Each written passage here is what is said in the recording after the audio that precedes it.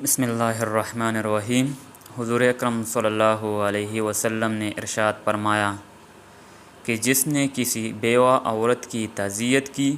اور اسے تسلی دیا تو اللہ تعالیٰ اسے جنت میں چادر عطا فرمائے گا۔ حضور اکرم صلی اللہ علیہ وسلم نے ارشاد فرمایا کہ زیادہ بچے جننے والی محبت کرنے والی عورتوں سے نکاح کرو، کیونکہ قیامت کے دن میں اپنی امت کی کثرت پر فخر کروں گا۔ نبی کریم صلی اللہ علیہ وسلم نے ارشاد فرمایا کہ جنت تم سے تمہارے جوتے کے تسمے سے بھی زیادہ قریب ہے اور اسی طرح سے دوزخ بھی۔ نبی کریم صلی اللہ علیہ وسلم نے ارشاد فرمایا کہ جب تم میں سے کوئی کسی ایسے شخص کو دیکھے جو شکل و صورت اور مال و دولت میں بڑھ گئے ہو تو اسے اپنے سے کم درجہ والے لوگوں کی طرف دھیان دینا چاہیے۔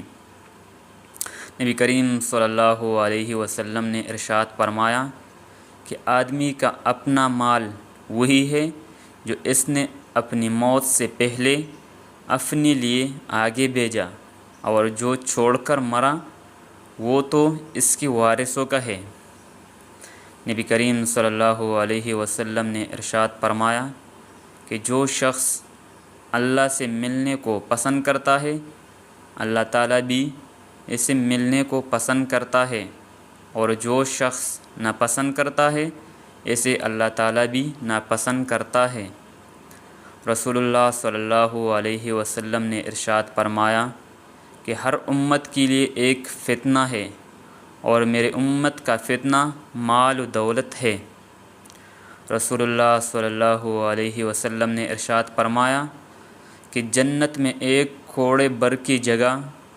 دنیا